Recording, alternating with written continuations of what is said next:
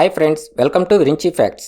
ఈ రోజుల్లో ఎప్పుడైనా యాక్సిడెంట్స్ అయితే వాళ్ళని వెంటనే హాస్పిటల్కి తీసుకువెళ్ళటానికి అంబులెన్స్ అనేవి ఉన్నాయి. మరి ఇదే సిచ్యువేషన్ పూర్వకాలం ఎలా ఉండేది అంటే అప్పటి అంబులెన్స్ అనేవి ఎలా ఉండేవి? ఇంకా ఒక దేశంలో ప్రతి సంవత్సరం ఫిబ్రవరి 14th జరిగే ఒక వింతైన సంఘటన గురించి, ఇంకా పుట్టుకతోనే చేతులు లేకుండా పుట్టినా కూడా కాళ్లతో పైలట్ని నడిపిన మొట్టమొదటి ఆ ధైర్యవంతురాలైన మహిళ ఎవరు? అలాగే మనం చూసే మూవీస్లో యాక్షన్ సీన్స్లో వచ్చే బ్లడ్ని నిజంగా అసలు ఎలా తయారు చేస్తారు? ఇలాంటి ఇంట్రెస్టింగ్ ఫ్యాక్ట్స్ ఈ వీడియోలో ఇవే కాక ఇంకా చాలానే ఉన్నాయి ఫ్రెండ్స్. సో లేట్ చేయకుండా టాపిక్లోకి వెళ్లే ముందు ఈ వీడియో కనుక నచ్చితే ఖచ్చితంగా లైక్ చేసి షేర్ చేయండి. కొత్తగా ఎవరైనా నా ఛానల్ని చూస్తుంటే కనుక వెంటనే నా ఛానల్ని సబ్స్క్రైబ్ చేసుకొని నాకు సపోర్ట్ చేయండి ఫ్రెండ్స్. Fact number 1. ఇక్కడ మీకు కనిపిస్తున్న ఈ బ్యాగ్ని ఎంత అద్భుతంగా తయారు చేశారంటే, మామూలుగా మనకి ఇలాంటి హెవీ బ్యాగ్స్తో నడవాలన్నా లేదా పరిగెత్తాలన్నా కూడా ఆ బ్యాగ్ బరువుతో మనం అంత స్పీడ్గా వెళ్ళలేము. అంతేకాకుండా ఆ బ్యాగ్ బరువును కూడా మనం మోయవలసి ఉంటుంది. కానీ ఇప్పుడు మీకు కనిపిస్తున్న ఈ బ్యాగ్ మాత్రం అలా కాదు. ఈ బ్యాగ్ ఎంత బరువున్నా కూడా ఈ బ్యాగ్ చాలా బరువుందనే ఫీలింగ్ అనేది మనకు అస్సలు ఉండదు. ఇంకా ఈ బ్యాగ్తో ఇలా స్పీడ్గా నడవచ్చు, ఇంకా పరిగెత్తినా కూడా మనకి ఎలాంటి ప్రెజర్ అనేది కూడా ఉండదు. ఈ బ్యాగ్లో ఎంత బరువున్నా కూడా ఇది ఇలా బౌన్స్ అవటం వల్ల మనకు అసలు బ్యాగ్ను మోస్తున్నామనే ఫీలింగ్ అనేది అస్సలు ఉండదు.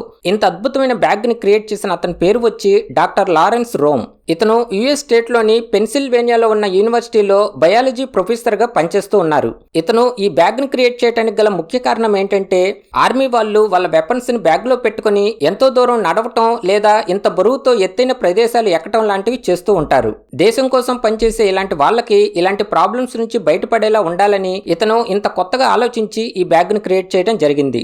అంతేకాకుండా ఇతనికి ఈ బ్యాగ్ని క్రియేట్ చేయడానికి 15 సంవత్సరాల సమయం పట్టింది. మొదట్లో చిన్న చిన్న లోపాలు రావటం మళ్ళీ ఆ మిస్టేక్స్ ని రెక్టిఫై చేసుకుని చివరికి తను అనుకున్నది సాధించడం జరిగింది. Fact number 2. నాసాడెంట్ టూత్ పేస్ట్. ఈ పేస్ట్ ని క్రియేట్ చేసిన అతని పేరు వచ్చి ఐరా ఎల్ షానన్. నిజానికి ఈ పేస్ట్ ని స్పేస్ లో ఉండే వాళ్ళ కోసం క్రియేట్ చేయబడింది. మామూలుగా ఇది స్పేస్ స్టేషన్స్ లో జీరో గ్రావిటీ ఉంటుంది కాబట్టి రెగ్యులర్ గా మనం వాడే టూత్ పేస్ట్ తో బ్రష్ చేస్తే ఆ నురగ అలానే గాల్లోనే ఉండిపోయి ఇంకా అవి ఈ స్పేస్ స్టేషన్స్ లో ఉండే బటన్స్ మీద పడుతూ ఉంటాయి. ఇలా జరగటం చాలా ప్రమాదకరం కాబట్టి మరి ఇలాంటి ప్రాబ్లం రాకుండా ఉండటానికే ఈ పేస్ట్ ని కనిపెట్టడం జరిగింది. సాధారణంగా మనం బ్రష్ చేసేటప్పుడు మామూలుగా ఆ నురగని బయటకు ఊసేస్తూ ఉంటాం, కానీ ఈ పేస్ట్ అలా కాదు. ఈ పేస్ట్ తో బ్రష్ చేసేటప్పుడు వచ్చే నురగని మింగేయచ్చు. ఇది స్పేస్ స్టేషన్స్ లో మనలాగా రెగ్యులర్ గా బ్రష్ చేసే స్టైల్ ఉండదు కాబట్టి ఈ పేస్ట్ ని ఎలాంటి ప్రమాదం లేకుండా ఆ నురగని మింగేసేలాగా ఉండేలా దీన్ని తయారు చేయడం జరిగింది. ఇది స్పేస్ లో ఉండే వాళ్ళ కోసం మాత్రమే తయారు చేయడం జరిగింది కాబట్టి అందుకే ఈ పేస్ట్ కి నాసాడెంట్ అని పేరు పెట్టడం జరిగింది. Fact number 3. సాధారణంగా పెళ్లిళ్ళు అనేవి ఇలా వాళ్ళ బంధువుల మధ్య చాలా గ్రాండ్గా చేసుకుంటూ ఉంటారు. కానీ థాయిలాండ్లో ఉన్న నాంగ్ నోచ్ ట్రోపికల్ గార్డెన్లో మాత్రం ప్రతి సంవత్సరం చాలా విచిత్రంగా ఏనుగుల మీద పెళ్లిళ్ళు జరుగుతూ ఉంటాయి. అది కూడా ఫిబ్రవరి 14th మాత్రమే. ఈ వ్యాలంటైన్స్ డే రోజు సుమారుగా ఇక్కడ 100 మంది కపుల్స్ వరకు ప్రతి సంవత్సరం ఇక్కడ పెళ్లిళ్ళు అనేవి చేసుకుంటూ ఉంటారు. అలాగే ఆ కపుల్స్ అందరినీ ఇలా ఏనుగుల మీద ఊరేగిస్తూ ఇంకా ఇలా డాన్సులు వేస్తూ చాలా గ్రాండ్ గా ఆ కపుల్స్ కి వెల్కమ్ చెప్పడం కూడా జరుగుతుంది. వ్యాలంటైన్స్ డే రోజున పెళ్లి చేసుకోవటమే ఒక సర్ప్రైజ్ అనుకుంటే, ఇంకా అదే రోజున వాళ్ళ పెళ్లిని ఇలా ఎలిఫెంట్స్ మీద చేసుకోవటం నిజంగా ఇలాంటి ఫీలింగ్ అనేది చాలా థ్రిల్లింగ్ గా ఉంటుందని ఈ పెళ్లిళ్ళు చేసుకునే కపుల్స్ చెప్తున్నారు. ఈ గార్డెన్ చూడటానికి చాలా అద్భుతమైన గ్రీనరీతో చాలా అందంగా కూడా ఉంటుంది. ప్రతి సంవత్సరం ఫిబ్రవరి 14th ఇక్కడ 100 మంది కపుల్స్ వరకు పెళ్లిళ్ళు చేసుకుంటూ ఉంటారని ఈ మేనేజ్మెంట్ వాళ్ళు చెప్తున్నారు. కానీ ఈ సంవత్సరం కరోనా వల్ల 59 కపుల్స్ మాత్రమే రావటం జరిగిందని, అది కూడా స్ట్రిక్ట్ గైడ్ లైన్స్ తో ఈ పెళ్లిళ్ళు జరిగాయని వీళ్ళు చెప్తున్నారు. వీళ్ళలా ఆ ఏనుగుల మీద పెళ్లిళ్ళు చేసుకుని ఆ మ్యారేజ్ సర్టిఫికేట్ ను కూడా పొందడం జరుగుతుంది.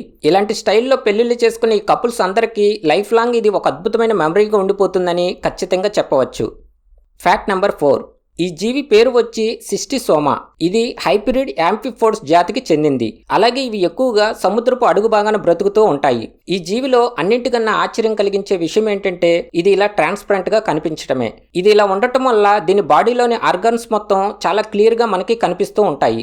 అంతేకాకుండా ఈ జీవిలో ఇంకో ఆశ్చర్యకరమైన విషయం ఏంటంటే దీని గుండె అచ్చం హార్ట్ షేప్ లో మనకి చాలా క్లియర్ గా కనిపిస్తూ ఉంటుంది. ఇక్కడ చూసారా, దాని బాడీ మొత్తం వైట్ కలర్ లో ట్రాన్స్పరెంట్ గా కనిపిస్తూ దాని గుండె మాత్రం రెడ్ కలర్ లో ఇంకా హార్ట్ షేప్ లో ఎంత అందంగా కనిపిస్తుందో. అలాగే ఇలాంటి జీవులు మనకి చాలా రేరుగా కనిపిస్తూ ఉంటాయి. ఇంకా ఈ జీవులు 6 inches వరకు పెరుగుతూ ఉంటాయి. ఇవి ఎప్పుడైనా కనిపించినప్పుడు చాలా మంది వీటిని పట్టుకోకుండా అస్సలు ఉండరు, ఎందుకంటే ఇవి అంత అట్రాక్టబుల్ గా కనిపిస్తాయి కాబట్టి. Fact number 5. ఈమె పేరు వచ్చి జెసికా కాక్స్. ఈమె ఫిబ్రవరి 2, 1987లో పుట్టింది. అలాగే తను యునైటెడ్ స్టేట్లోని ఎరిజోనాలో ఉంటుంది.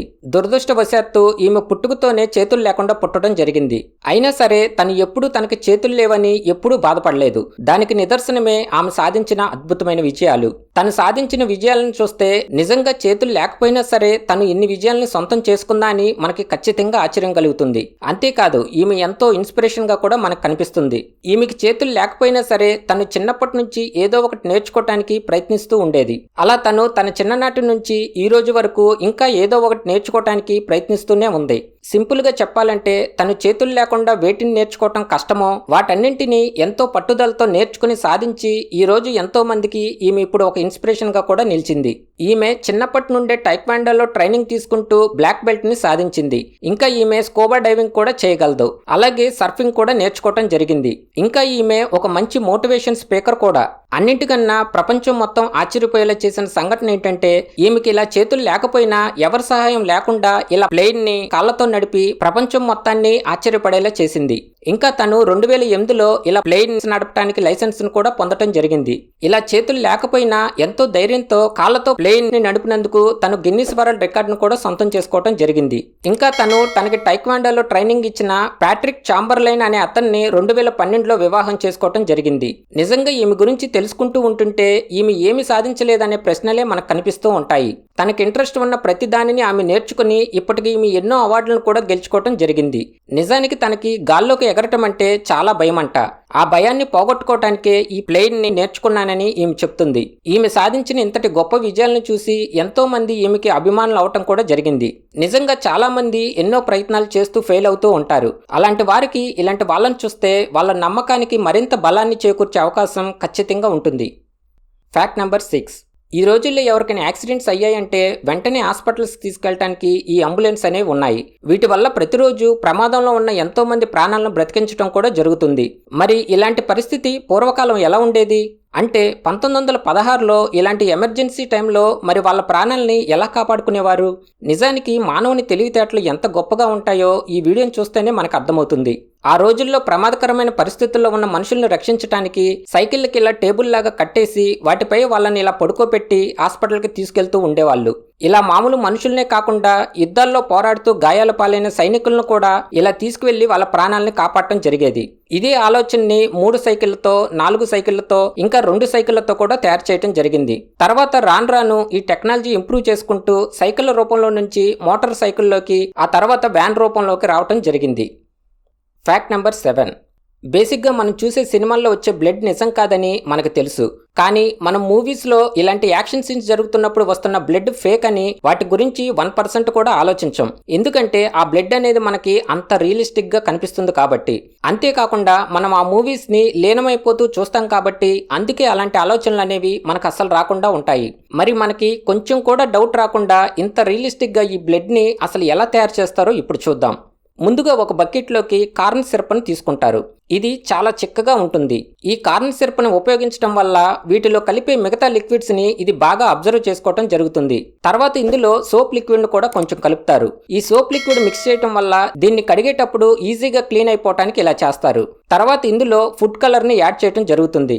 కానీ ఆ బ్లడ్ అనేది ఇంకా డెప్త్గా కనిపించడానికి ఇందులో ఒపాసిఫైర్ అనే పౌడర్ని అలాగే కొంచెం బ్లూ కలర్ను కూడా యాడ్ చేయడం జరుగుతుంది. దీనివల్ల రియల్ బ్లడ్ అసలు నిజంగా ఎలా ఉంటుందో సేమ్ అదే స్టైల్లో ఇది మనకి కనిపిస్తుంది. ఒక్కోసారి బ్లడ్ కలర్ డెప్త్ను బట్టి ఇందులో బ్లూ కలర్ బదులుగా బ్లాక్ కలర్ను కూడా యాడ్ చేయడం జరుగుతుంది. సో ఇలా తయారు చేసిన బ్లడ్నే మనం చూసే సినిమాల్లో ఉపయోగించడం జరుగుతుంది. మనం మూవీస్లో చూసే యాక్షన్ సీన్స్లో వచ్చే బ్లడ్ మనకి నిజమైన బ్లడ్ లాగా కనిపిస్తుంది కాబట్టే మనం ఆ సీన్స్ని అంతలా ఇన్వాల్వ్ అయిపోయి చూస్తూ ఉంటాం. ఓకే ఫ్రెండ్స్, ఈ వీడియోలో మీకు ఏ ఫ్యాక్ట్ బాగా నచ్చిందో కింద కామెంట్ సెక్షన్లో కామెంట్ చేయండి. అలాగే మీరు ఇంకా నా ఛానల్ని సబ్స్క్రైబ్ చేసుకోకపోతే వెంటనే సబ్స్క్రైబ్ చేసుకొని నాకు సపోర్ట్ చేయండి ఫ్రెండ్స్.